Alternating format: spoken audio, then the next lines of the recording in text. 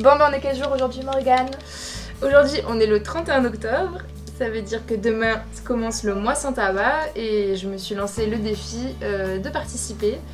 L'idée d'arrêter tous ensemble, voilà.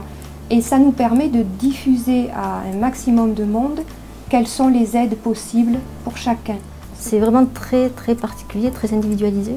Et chaque individu étant différent, chaque arrêt de tabac est différent. Et chaque besoin va être différent d'un individu à l'autre. 15 milliards de cigarettes sont fumées chaque jour à travers le monde. En France, il y a 16 millions de fumeurs. Plus de 4 000 milliards de mégots de cigarettes sont jetés dans les rues, ça fait environ 130 000 par jour. Oui. Mais les choses sont en train de changer, c'est-à-dire notre objectif justement c'est de dénormaliser cet usage du tabac. C'est comme ça qu'on va arriver à avancer. Les statistiques montrent que les jeunes fument moins qu'il y a quelques années.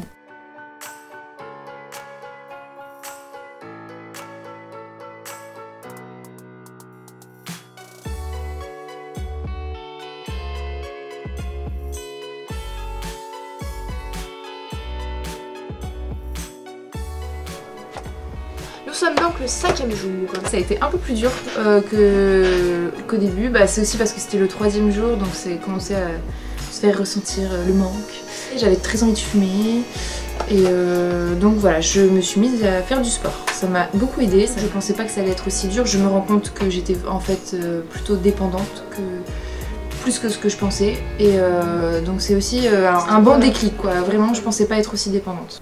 En sachant qu'il y a plusieurs étapes à passer pour arriver à un stade que nous on appelle le stade d'action. Pourquoi? Qu'est-ce qui te motive Alors, ce qui me motive, c'est la raison. On appelle le stade qui est juste avant le stade de contemplation, c'est-à-dire on regarde le fait qu'on est fumeur et on construit sa motivation et puis à un moment donné on va se lancer dans l'action. Les raisons pour arrêter de fumer, c'est faire des économies, être indépendante, ne plus avoir ce petit vice, on va dire.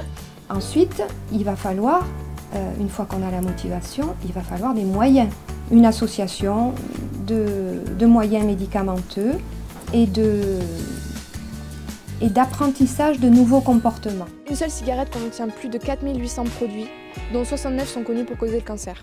Il n'y a pas de risque zéro, c'est-à-dire déjà à une cigarette par jour, les études nous montrent qu'il y a des risques.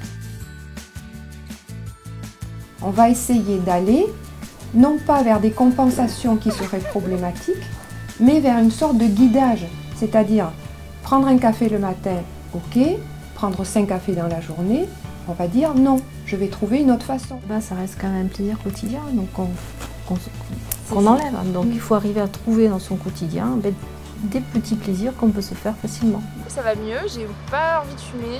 C'était un peu plus compliqué hier puisqu'on a été en déplacement, du coup on est vendredi, donc qui dit vendredi dit week-end dit soirée. Je sais pas si je suis prête à recommencer les soirées. On va laisser tomber un comportement qui est le comportement je fume pour aller vers de nouveaux comportements adaptés chaque fois aux situations dans lesquelles on va se trouver. Soit on en a les compétences et ça va se faire facilement, soit on n'en a pas les compétences et à ce moment-là on va être accompagné pour construire de nouvelles compétences. 8 heures après la dernière cigarette, la quantité de monoxyde de carbone dans le sang diminue de moitié et l'oxygénation des cellules redevient normale. 24 heures après la dernière cigarette, le corps ne contient plus de nicotine. 48 heures après la dernière cigarette, le goût et l'odorat s'améliorent. On aurait bien aimé savoir votre avis sur la cigarette électronique. Dans notre métier à nous, elle arrive en deuxième intention. On donne d'abord la substitution nicotinique, qui elle n'a pas de contre-indication. La cigarette électronique, c'est un bon outil pour les personnes qui n'arrivent pas malgré la substitution, malgré l'accompagnement. On peut garder en tête aussi qu'elle est, on va dire, 95% moins toxique que la cigarette. C'est un outil de réduction des risques à court terme et à moyen terme. Bien sûr, on n'a pas d'études sur le long terme, donc jamais on va partir dans l'idée qu'on va prendre la cigarette électronique définitivement. C'est toujours un outil pour aller vers l'arrêt du tabac, pour nous. Hein. Voilà. On est jour 14, Morgane a absolument voulu aller courir. Elle court déjà mieux que moi. Elle est largement moins essoufflée, j'ai carrément les boules. Attends-moi! Vous sécrétez des endorphines, comme les endorphines, qui ont un peu les mêmes effets au niveau du système de récompense que ce que vous fait sécréter la nicotine quand elle arrive au cerveau. En moyenne, il faut 12 ans pour qu'un mégot se dégrade complètement. Il s'agit du 4e type de déchet le plus meurtrier pour la vie marine locale.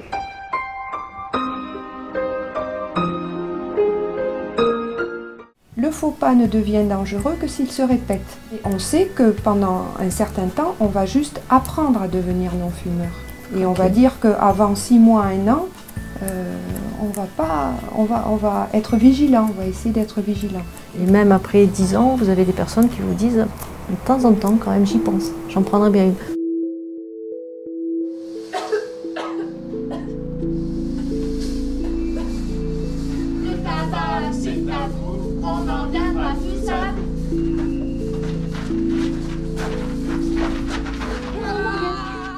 Morgane, ça va pas?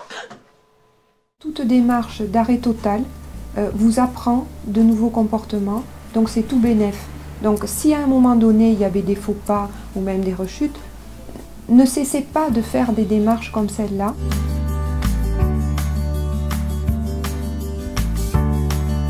Chaque tentative d'arrêt rapproche de l'arrêt définitif, ne pas se décourager.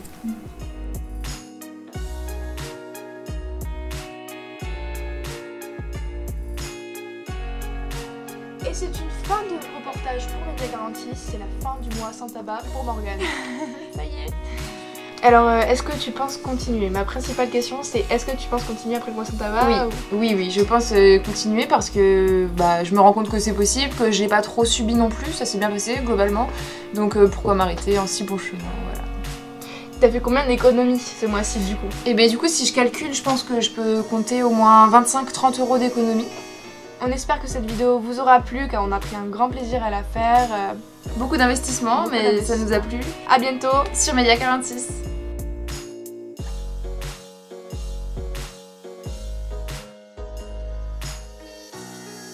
En France, il y a 16 millions de chômeurs. Non, putain, c'est pas des chômeurs. Oui, j'ai dit chômeurs. Le saviez-vous? Chaque cigarette que vous fumez réduit votre vie de 11 minutes. Le saviez-vous? En France, il y a 78 000 décès annuels. Ça fait 213 par jour. Trop dark. Le saviez-vous? Le tabac vient en tête de toutes les causes connues du cancer.